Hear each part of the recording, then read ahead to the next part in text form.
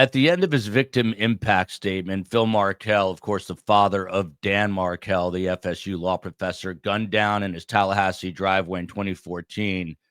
Well, he turned to Donna Adelson and her family in the courtroom and asked one simple but devastating question. Was it worth it? Welcome to the global phenomenon, Surviving the Survivor. Here's your host, Emmy award-winning journalist, Joel Waldman. What's up, STS Nation? Welcome to Surviving the Survivor. This is the show that brings you the very best guests in all of true crime. And anybody who's been watching us since August 19th knows that we have dug deep into the murder of Dan Markel, following most recently the murder trial of Donna Adelson, who was convicted, like her son, on September 4th of first-degree murder, along with conspiracy and another charge. And she is going to be spending the rest of her natural life behind bars for the murder of Danny Markel. And the person who knew him, obviously best in the entire world, joins us now, the great Phil Markel. Phil, welcome to the show. I've said this to a lot of people. I lost my father 2+ years ago, almost going on 3 years, and I kind of look up to Phil as a father figure. And it's nothing good about murder ever, but if there's any silver lining, it's brought Phil and I together, and the Markel family, who are just everything that is opposite of the Adelsons. They are grace personified. So, Phil, I know you are not the most eager to ever get in front of a camera. You like to be a behind the scenes kind of guy, and I respect that. I should probably start following suit there and doing the same thing. But you had to sit through yet another trial. I mean, it's hard to believe this has been going on, the murder, since 2014. It's over 11 years. What was it like for you? I mean, this is like obviously a marathon, not a sprint, and this is all about endurance in a certain degree, a certain essence at this point. So what was it like to sit through Donna's trial now?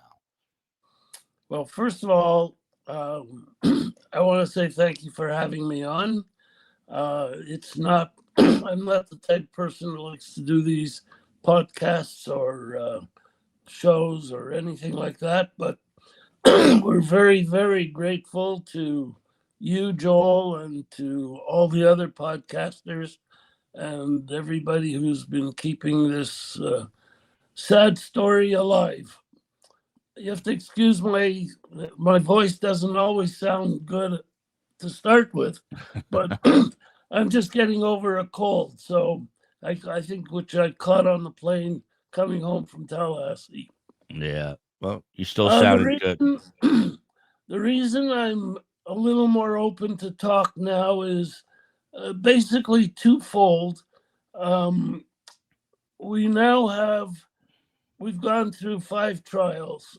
We have 5 people that have been convicted, 5 people involved in this crime. They've had trials, they've been convicted as cold-blooded murderers. That's a hard thing to say, but it's true. And there may be more out there that were involved. And I just have to hope and pray that they're brought to justice as well, because unless everybody who's participated or was involved in this terrible cold-blooded murder, they have to be brought to justice, and justice is not fulfilled until that happens. So that's one of the reasons I'm on the show. And the other reason is I want to send a message to my 2 grandsons, Benjamin and Lincoln, that they have grandparents that they rarely ever see or speak to. I want them to know how much we have love for them. Excuse me. Just know that these grandparents love them dearly. They have an aunt and an uncle and many uncles and cousins Montreal and Toronto that all would have loved to be part of their lives and they part of our lives.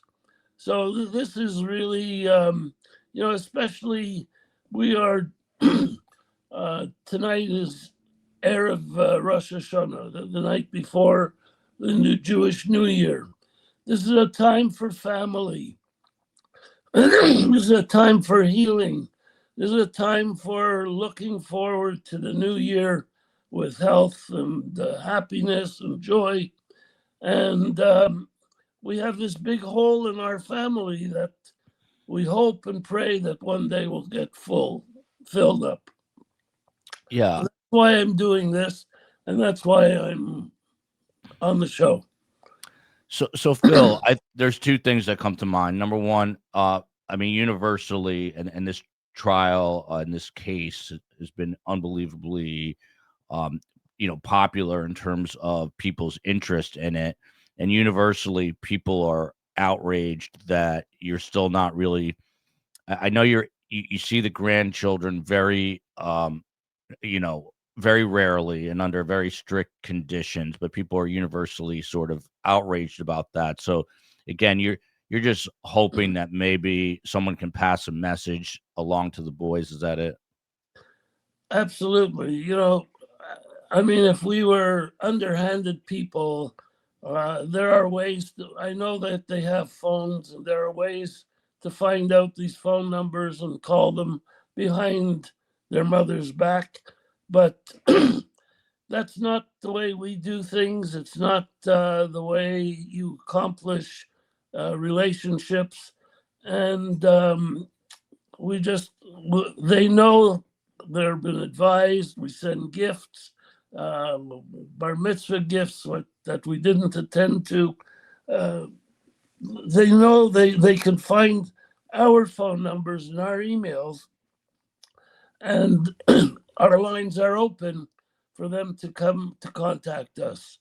But I don't want to do anything behind her back to speak to them. So hopefully their friends, maybe Ben and Lincoln, tune in to your show, but they may have friends or friends' parents that listen and tune in, and somehow, somewhere, one of these people can convince the kids to give us a call. And that's the hope we have. Well, living with hope is the most important thing to do. You said just prior to this, that anyone who had anything to do with this deserves to be brought to justice, no matter who they are. In your heart of hearts, do you feel that there's still a ways to go, still more for Georgia to do in order to accomplish that? Georgia and company. Well, I think besides myself and my family, the FBI, Tallahassee police, everybody seems to feel that this is not a job completed yet. And if though all of us who feel that there's still people out there that are involved, if they're not involved, then it's easy to prove it. If they are involved, then they should be brought to justice. And that's, without going too deeply and too far more than that, that's my feelings. Yeah, and I got to tell you, it is the Jewish New Year, different than the, Christian New Year on January 1st. But for Jewish people, this is, for those who don't know, it's a very religious time of year, holy time of year, and it is all about family. And so this got to be. Is it? And Danny's birthday's coming up. Is this a tough time of year for you because it's so family oriented? And I met your brother-in-law.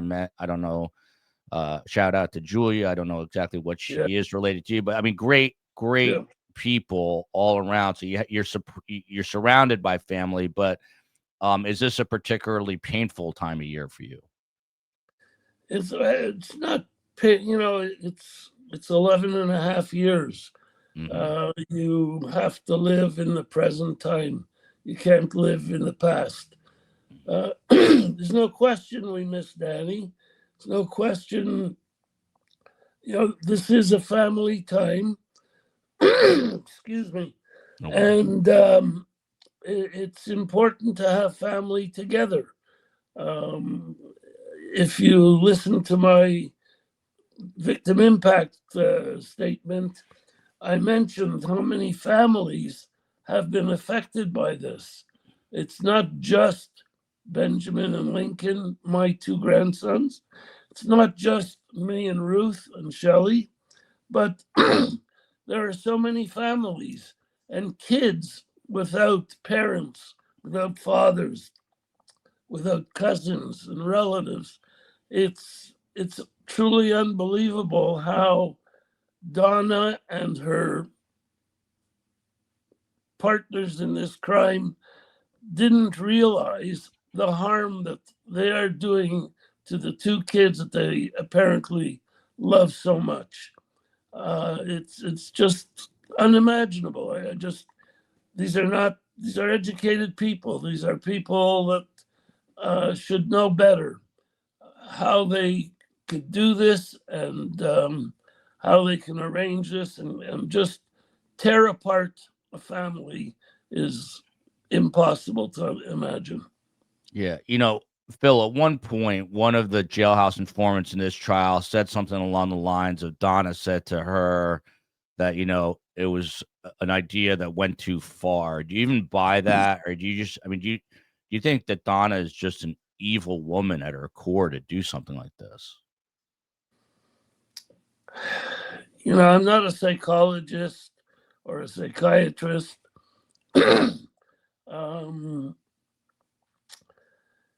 Hard for me to really say. I don't believe that was just an idea that went too far. I think this was a well planned out thing. It's very selfish. It's narcissistic. I don't know. I don't have the right answer for it all, but it's unbelievable. It's not something that just happened by accident.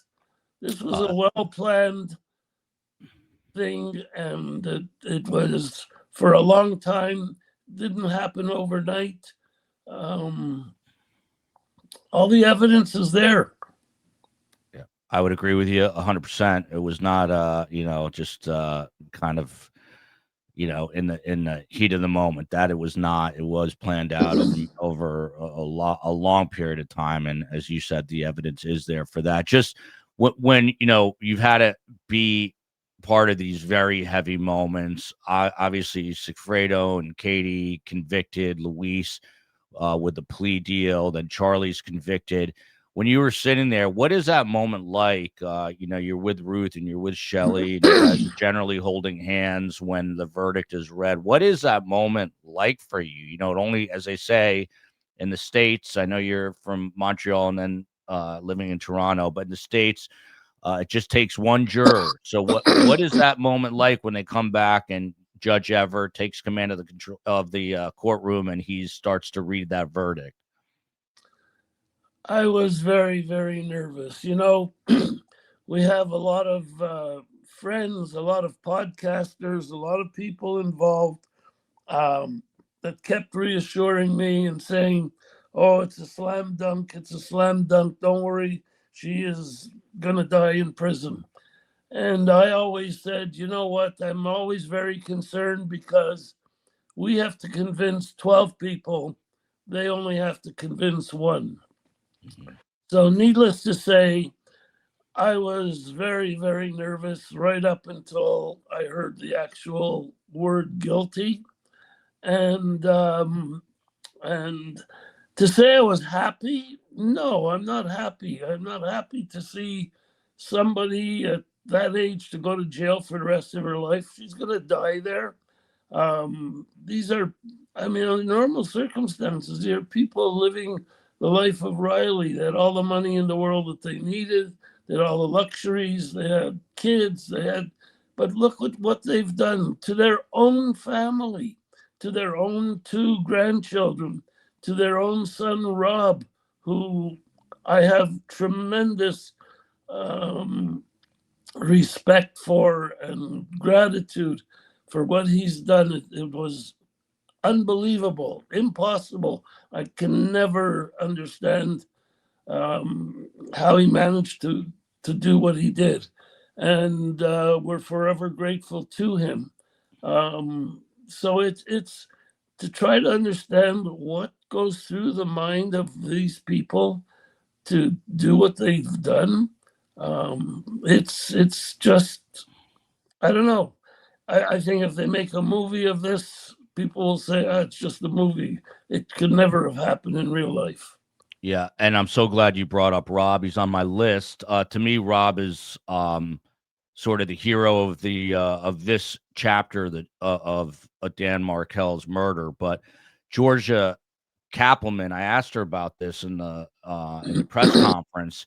She said that she was doing anything she could to avoid having Rob, who of course is the estranged Adelson child and brother to Wendy and Charlie, that she was trying to avoid having him testify. But for Donna, she needed him to come testify. And it was the first time we heard from him. And I mean, Phil, I just don't get how you can have such bad apples and then this beautiful piece of fruit from the same tree. I mean, this guy, not only was his testimony really important, you can just tell he's a sweet-hearted, good-natured guy who literally helps people for his career. That's what he is. He's a doctor.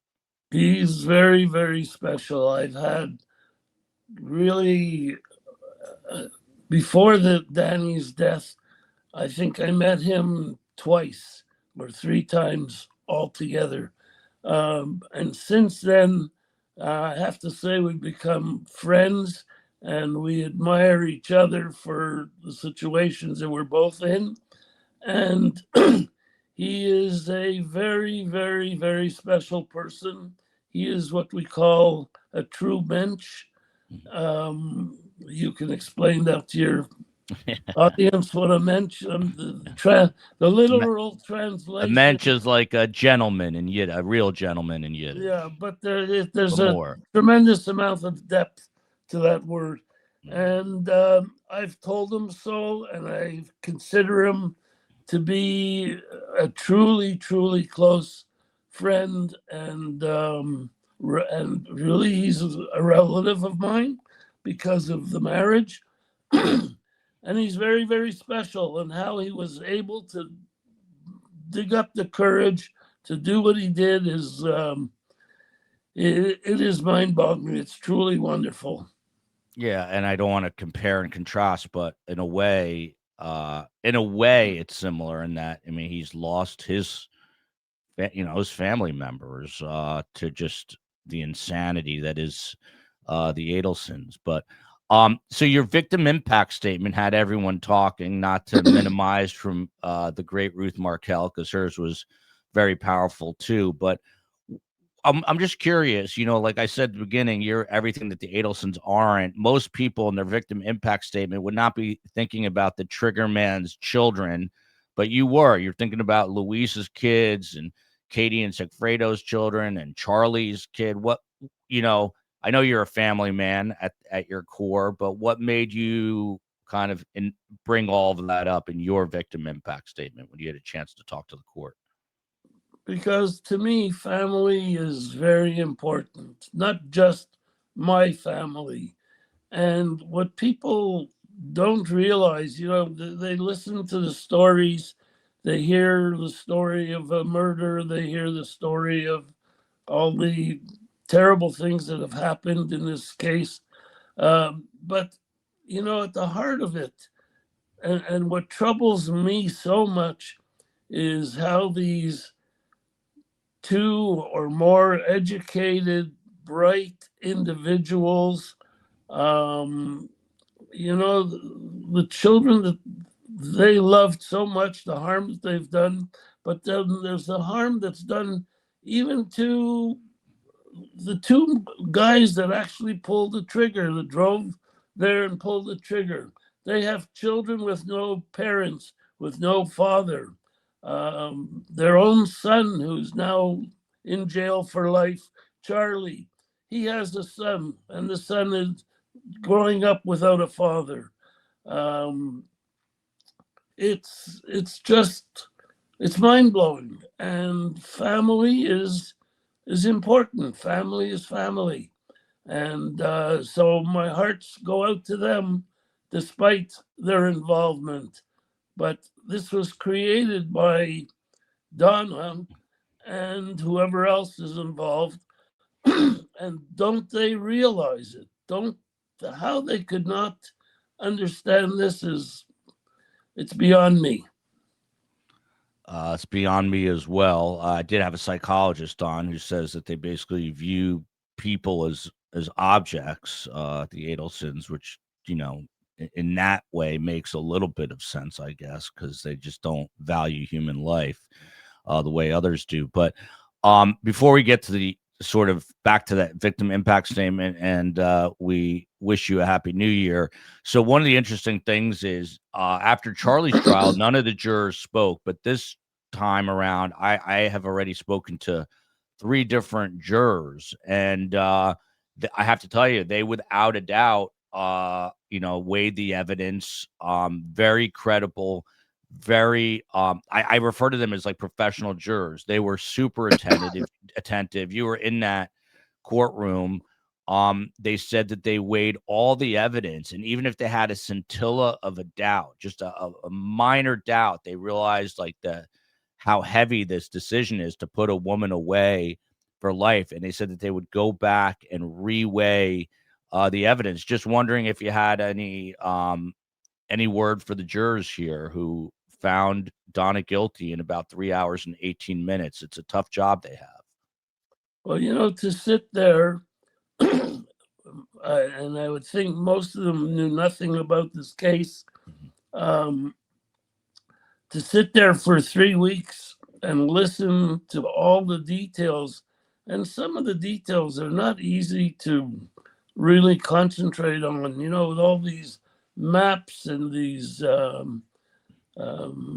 all the evidence. And the thing that actually surprised me a little bit is the youth of the jury.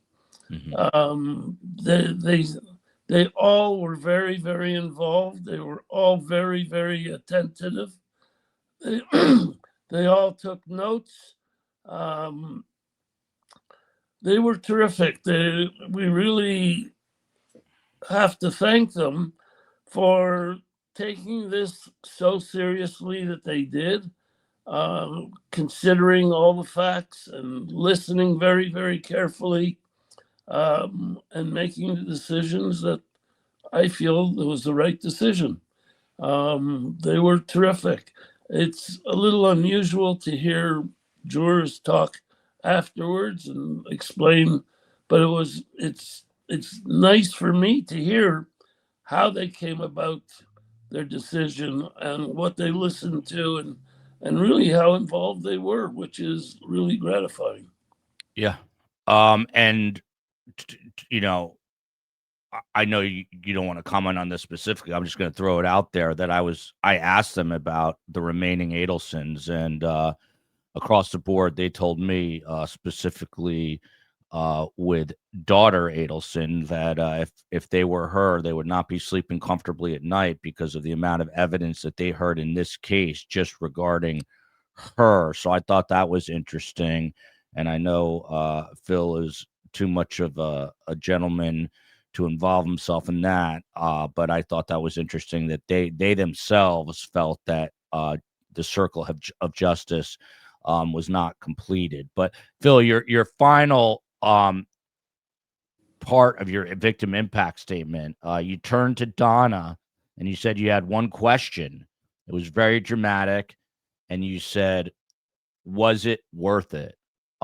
Super powerful, simple but super powerful. How do you come up with that? I guess it's just from the heart, I imagine. I've been thinking about that for a couple of years, and I've always wished that I had the opportunity to come face to face with Donna because in my heart, I knew she was very, very involved. And the harm that she's done to everybody, including herself, I wanted to know if it was worth it. And when I sat, I've been thinking of writing this victim impact statement. You know, we've all written victim impact statements before for all the other 4 trials, and they were all more or less in the same vein, the same ideas, etc. And a few days before the end of the trial, I woke up in the middle of the night at 3 o'clock in the morning, and I sat down at the desk in my hotel, and I actually wrote out this speech because I wanted very much to recognize the harm that was done to so many, not just to the Markels, not just to Ben and Lincoln, but how these actions affect everybody else. And I was very tempted to write that question at the very end of my impact statement, but I didn't write it in. And when I was up there at the lecture reading out my statement, I said to myself as I was reading it, I've got to do it. And I slightly turned around and I wanted her to hear. And I read out, I didn't read it because I didn't write it down, but I asked the question, was it all worth it? And I hope that resonates and sits with her for a long time when she's in that jail cell all by herself. And by the way, another part of that, Phil made it clear in Jewish tradition, there's an expression, may you live to 120. And Phil said to Donna, I hope you live to 120. And the implication is that she can sit in that prison cell, basically in solitude till she's 120, which would be like another 45 years. And she can ponder that question. Phil, you think she'll ever, I mean, I know you're not the psychologist. You think she'll ever, I don't know, show remorse or realize that she made a mistake, or it's just not her personality? I don't have much hope of that. You know, her life in jail is not going to be very pleasant. No. I mean, here's a woman who had everything in the world, and look where she ended up. And she's going to end her life in there. And does she have remorse? I don't know. Does she? You know, if you listen to a lot of the people that are analyzing the trial, and they talk about Donna. I mean, she's an actress. She really is an actress, and her daughter is an actress as well. And throughout the whole thing, you didn't see any tears. So was that remorse? Does she really, really care? She cares that she's stuck where she is. But, you know, what are you going to do? So yeah. I don't think she has remorse. I don't think she only cares about herself. That is the truth for sure. So, Phil, I'll just leave it. What's next for Phil Markel? I'm glad that this chapter is behind you now. I know there's no such thing as closure. I know you're obviously super close, as we talked earlier, with your extended family and Shelly and Ruth. But what's next for you now? What are your final thoughts here? Well, I just lost my sister a couple months ago, and you know, I'm not young either, and I happen to be very fortunate that I'm healthy, other than the sound of my voice. But I'm healthy. I participate in a lot of sports and what have you. I wish that I will have all my faculties and that I'll live long enough that maybe one day the boys, when they turn 18, they'll maybe contact us and get involved. I mean, there's nothing more. I mean, I regret so much not being part of their lives, not teaching them how to ski or play golf or any of these things that a normal father or grandfather would do with their grandchildren. So I wake up every morning and I live the day for what it's worth. I try very hard to enjoy what I can, and then move on to the next day. And I try not to have too many regrets, because whatever yesterday brought is yesterday. It's gone. But you can do what you have to do today, and that's what you have to live for. So that's what it is. I'm enjoying my life. I'm living a good life. I spend my winters in warm weather, even though I used to love the winters in Canada because I skied, I played hockey my whole life. I did all these things. I participated in all the sports and everything of each season. So I just continue like this, and I try to be happy. And I hope and pray that one day my phone will ring and it'll be Ben and Lincoln, and they'll say we want to get together and can we see you? And that would be the greatest joy of my life. From your mouth to God's ears, it will happen. Phil also reminds me, obviously, of my own mother. Two survivors here who remain optimistic despite some of the really harsh things that have happened to them. Phil, I'll be praying for you and your family this new year. Thank you. Really appreciate you coming on, and more importantly, taking me in as a friend. So appreciate it. You are. Thank you very much, and really, all of you, for keeping this story alive, keeping the interest there, and then allowing the police and the FBI and everybody else working on the case able and willing to continue working on the case until all is resolved. Thank you again. I really appreciate it. Happy New Year to everybody. Thank you, Phil. Love you, America. Love you, Toronto, Ontario, Canada, and justice for Dan Markel. Phil, stand by 1 second.